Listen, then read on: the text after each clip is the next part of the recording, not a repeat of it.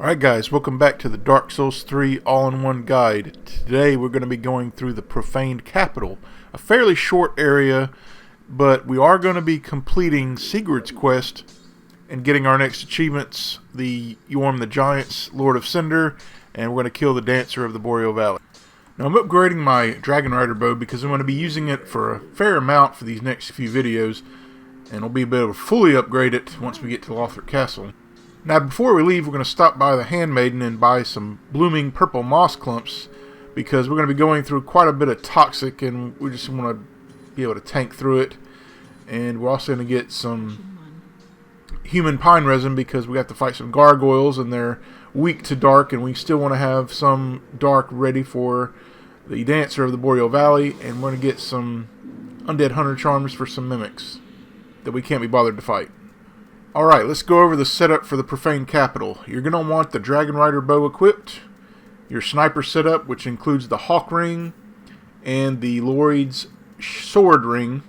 You're going to want human pine resin for the gargoyles, blooming purple moss for the toxic, and you're going to want to equip Kukuri, the throwing dagger that causes bleed.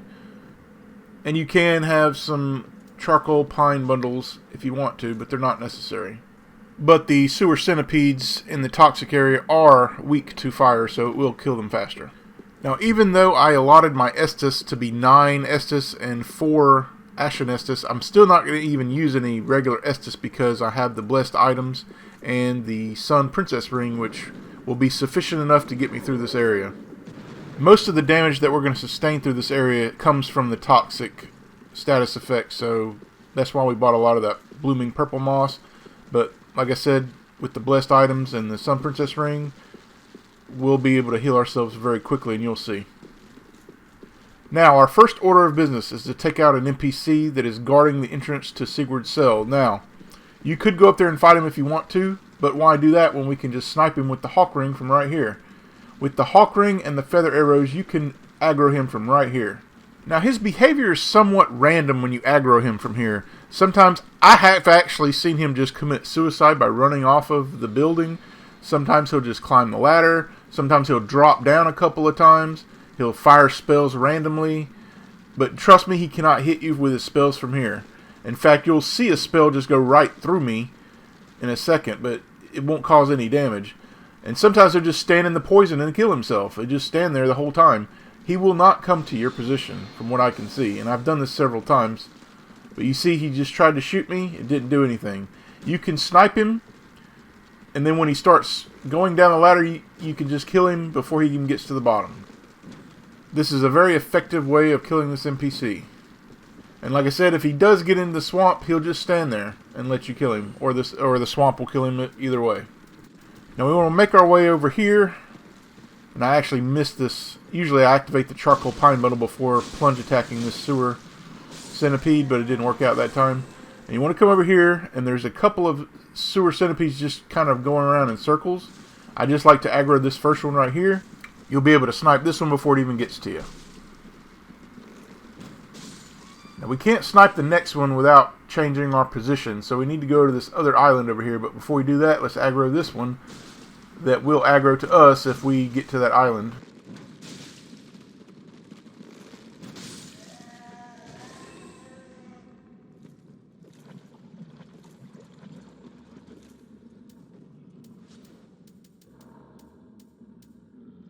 Now, even though this one didn't aggro on me right away, I'm still going to go ahead and kill it because I don't trust.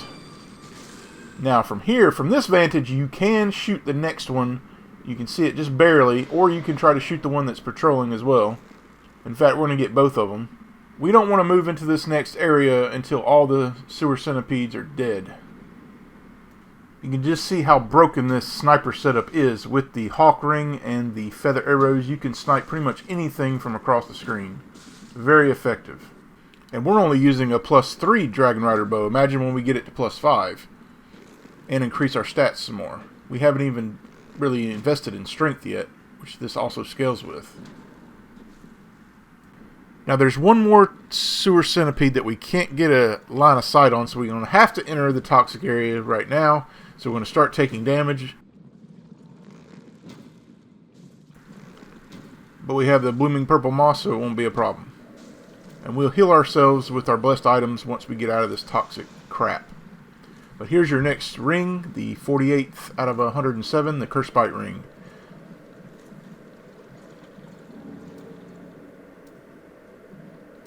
And here's a poison gem over here. Now I want you to pay attention to the health bar right now. I put on my 2 blessed items, plus I have the Sun Princess ring on. See how it's fighting against the effect? It'll go up a little bit, go down a little bit.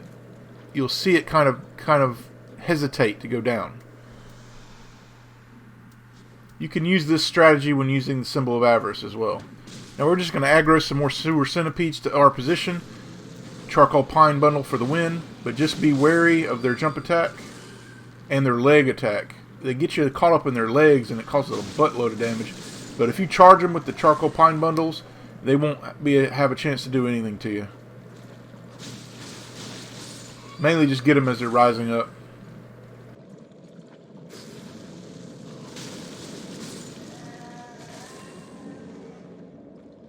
Now for our next enemy, the Monstrosity of Sin. These enemies will cause quite a bit of damage to you if they grab you. They're like these big hands. Now you only need to kill one of them in this room, and it's usually the one in the middle. The ones that are sleeping on the flanks, they're not going to be a problem, but the one that's in the middle, his position is random sometimes. Now you want to throw kukri at it. It will bleed on the 3rd hit. But what you really want to do is time it to where it gets on its hind legs. You throw a kukri at the right time, just before it hits you, and it will go down like this, and you can repost it. Alternatively, you can bleed this thing out with Karthus Rouge extremely fast if you just want to go guns blazing on it. Or you can roll into it using the Armor of Thorns. You can actually use any piece of the Armor of Thorns to just roll into it, and it will do the same thing. Now I'm putting on my stealth setup now because I got to go into the room and get this item, the 3 purging stones, so I don't want to aggro them. Plus we're going to be using our poison strategy pretty soon, so we might as well just keep the setup on. Now we're going to go save Sigurd from his cell using the old cell key that we got in the sewers in the Irithyll dungeon. We're going to go get a Covetous Gold ring plus the Wrath of God spell. Although it's been severely nerfed from Dark Souls 1, it just takes an insane amount of time to cast it. But right now we're going to make sure you get Logan's scroll on the ground here where you kill that NPC, or wherever you end up killing him. Probably a good idea to just grab it as soon as you kill the NPC, which I didn't here, but you definitely don't want it to despawn, which I don't know if it does or not. I'm not sure if it does the same thing as Titanite chunks or whatever. Now, the Covetous Gold Serpent Ring. Great ring for farming in the early game, but we are going for a much better ring in the DLC later. Before we do any coveted farming, we are going for the Gold Covetous Ring plus 3. We want the maximum item discovery we can possibly get. Make sure to get the ring though, it's required for the achievement. Make sure to exhaust all of Sigurd's dialogue and you'll get the Titanite slab as well. This will ensure that he will accompany you in the Yorm boss fight. Now for the Wrath of the Gods. You have to drop down here, but first we're going to go get these poison arrows. We'll use them later for a particular NPC. We're going to drop down here and get it. Now you can fight this Mimic if you want to, but I decided screw it. I've got the Symbol of Avarice. I don't really need souls. So we're just going to use an Undead Hunter Charm for this one. Actually, we're going to use it for the remaining mimics in this area. I recommend using Hidden Body here because you'll aggro the Monstrosity of Sin if you try to grab this item. Now we're just going to make our way back to the bonfire and run up this ladder before the gargoyle can see you. Unless you just want to fight them. Now, they are weak to dark, which we are going to use. And strike weapons, which we do have the Cestus, but it's a blessed Cestus. And it would be better to be a dark Cestus to fight these things. But we don't have that. So, we're going to use our bandit knife with dark. Now, for this next area, you could simply run straight to the boss. But, of course, we're going to clear out the area. There's a few items to get.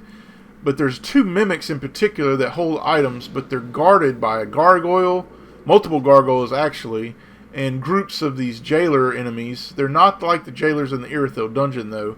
They'll try to stab you with their dagger, which you can get, which we are going to get, the handmaid's dagger. But they control this pot of fire when you first enter the area, and if they're around that pot, they're going to fire this fireball that almost always going to hit you. But they also have fire attacks on their own, so they're quite an annoying enemy. But we're going to poison all of the groups. The first thing we want to do is put on hidden body, not for the fireball, because the fireball is going to hit you no matter what. You have to time your rolls accordingly, but it's for the gargoyle here. We just got hit there, but we're going to go over here and aggro the gargoyle to us. Now, he didn't want to come to me for whatever reason here. He just stood there. But usually when you snipe him here, he'll come to you. But the thing about Dark Souls is you just never know what these enemies are going to do. A lot of times they're just random. So I'm just trying to get him to come to me, but he just doesn't want to come. He's like stuck in some kind of animation. So we're going to come back and deal with him later.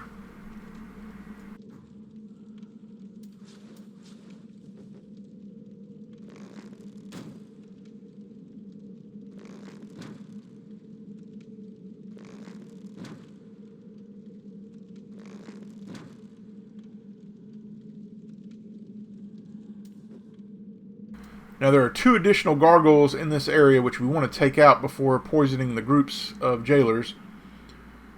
But they're going to pretty much aggro on you right away anyway if you don't have any hidden body on. They're actually programmed to drop down anyway if you get to a certain part of the area. But put on dark and put up your shield. They cannot hit you if your shield is up.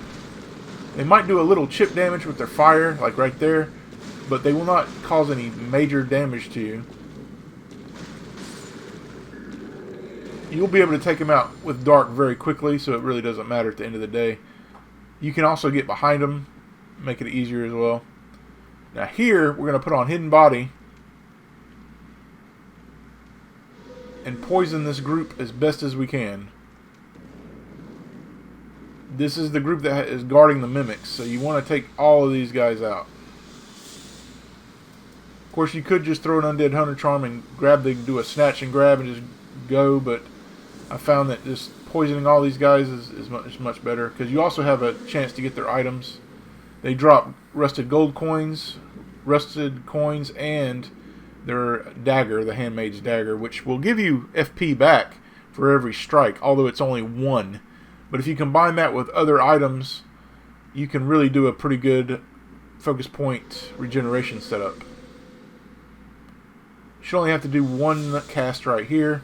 They're pretty much condensely packed enough right there till you only have to do 1 cast.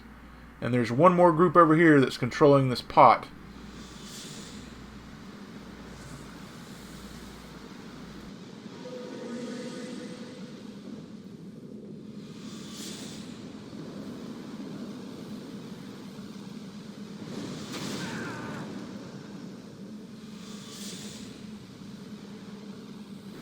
Now there's a few rusted coins along the way here.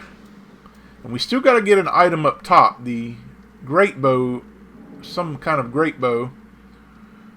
But it's guarded by that gargoyle we have to take out.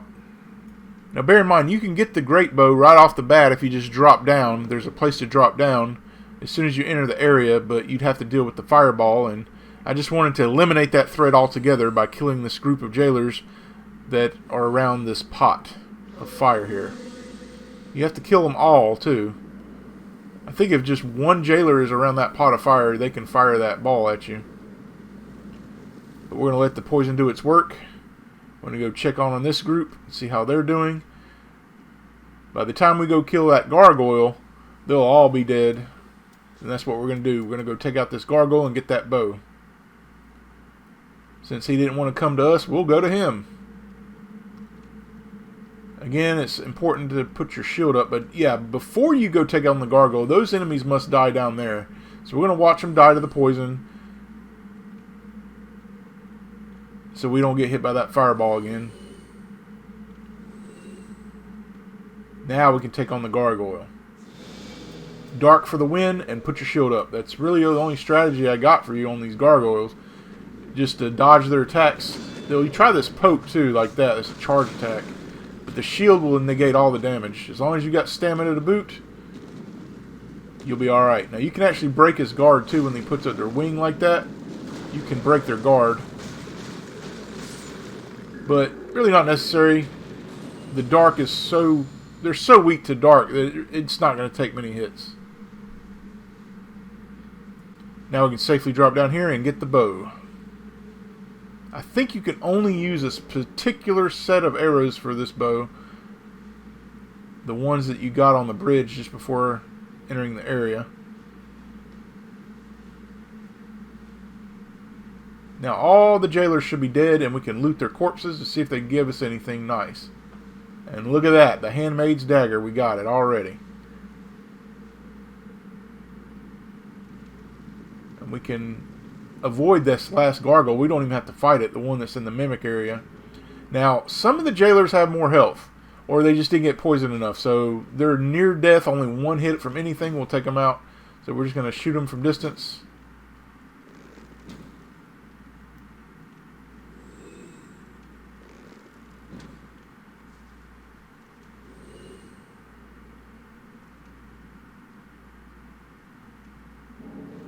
Rusted gold coins.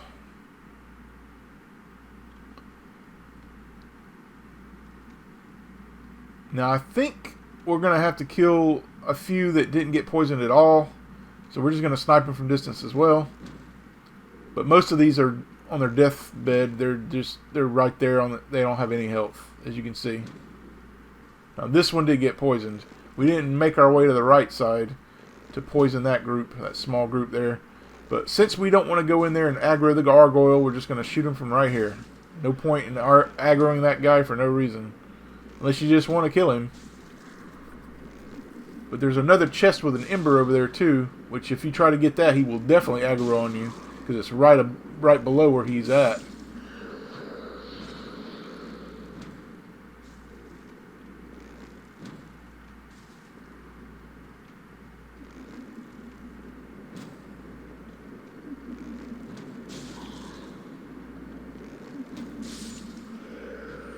I'm just going to put on hidden body just so I don't have any potential to aggro this guy. And we're going to use our undead hunter charm. One undead hunter charm right in the middle will take out both of them. Put them both to sleep. Now there's the gargoyle right behind us. He will not aggro as long as we got hidden body on.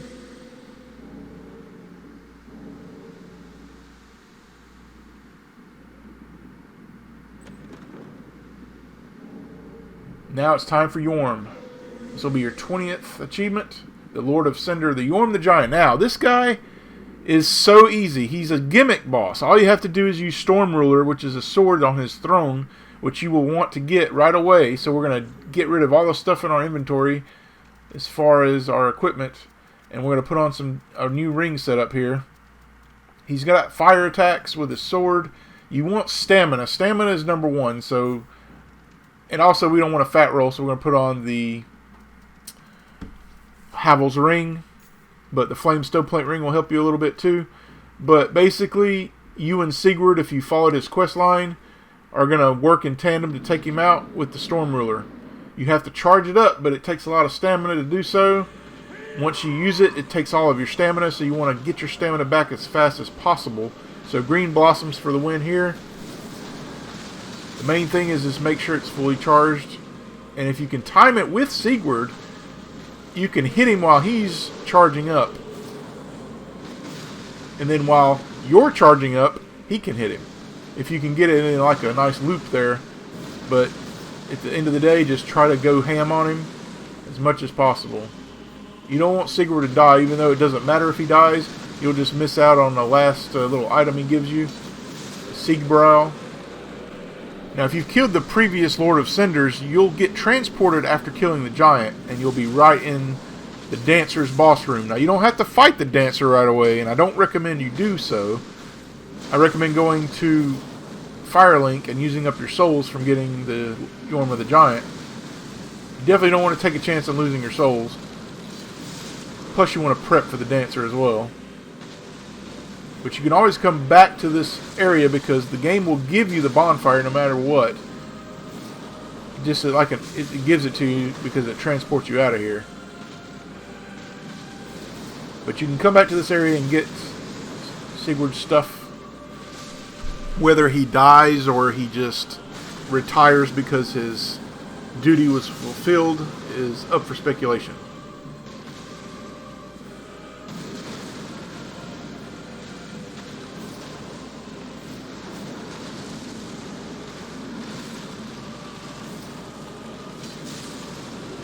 Make sure to put on the Symbol of Avarice and the Shield of Want.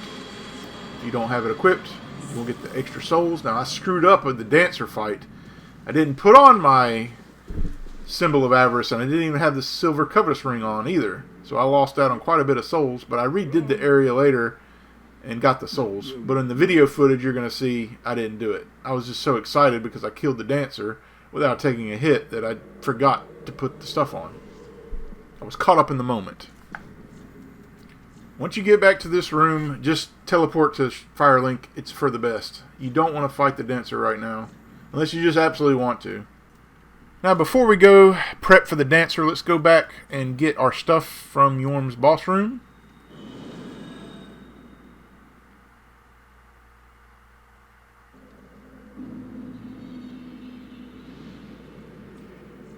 You'll see you have the bonfire even though you didn't actually light it.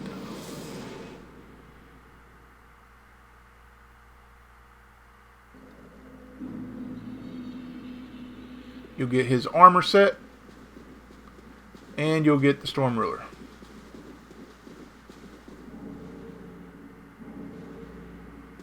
Now it's time to go get ready for the Dancer. Now, the Dancer at this point in time isn't going to be that hard because you're leveled up more than you would be if you tried to fight the Dancer early, like I did in my Indiana Jones walkthrough. But it's not a hard boss, really, if you have the right setup. If you have the rings that we're going to use, which is the Lloyd's Sword Ring, the Pontus Right Eye, and if you use the dark damage, which is going to be the Human Pine Resin, and of course, we're going to use a bleed weapon, which is our dagger. This is all the stuff that she's weak to. She's weak to bleed and to dark. We're combining the two, plus the damage buffs. You can destroy this boss very quickly, and that's what we're going to do. In fact, we don't even take a hit in this fight. But there's another thing you can do. In the second phase, which is the hardest phase for the Dancer, you can use Kukri to hit it from a distance, and it will actually bleed if you can get enough of them off. I got some additional footage I'm thinking about showing you guys where I use the Kukri to bleed this boss out pretty easily and being at a safe distance. So if you want to see that footage, just let me know in the comments. But Kukri will work. I didn't use it in this fight because I killed it so quickly. But I'm using a very spongy setup here. You don't have to use the setup I'm using. In fact, I was practicing not taking a hit from the Dancer, so I took off my Estus flasks. Now, I don't recommend you do this, but you can if you want to practice the Dancer without taking a hit. But I figured, as if I can't take a hit anyway, I might as well go for max damage potential and protection potential, which is the Karthus Blood Ring, which will give you more iframes with your rolls. And some of these Dancer's attacks, I swear I've dodged them in the past, and it still hits me. So by using the Karthus Blood Ring, to me it's a lot easier. But you're going to take a hit, you're going to feel it a lot harder. But I'm going to take off my Covetous Silver Ring and put on the Karthus Blood Ring. But you don't have to use this setup, but it is going to give you the most damage potential. Prince Lothric is in your hands. Please save his soul. Tell him what he must do. Just bear in mind, if you do use this setup, make sure you put the Covetous Silver Ring back on after the fight and the Symbol of Avarice, because you'll miss out on like 40-something thousand souls if you don't. Alright, get behind the right leg of the Dancer. As before, if you watch my Indiana Jones walkthrough, you know that this is a great strategy because you will limit her moveset significantly. You don't want to approach her from the front ever, but stay out right here. This is the ideal spot to be in. She will not last long in this first phase. She's already transitioning. The key is to get as much damage as in the transition Just like a Pontiff fight, you want to get as much damage as possible in that transitional phase. I got lucky here and bled her again. This was pretty much just RNG, and she just did her triple spin here, and I was able to get through it.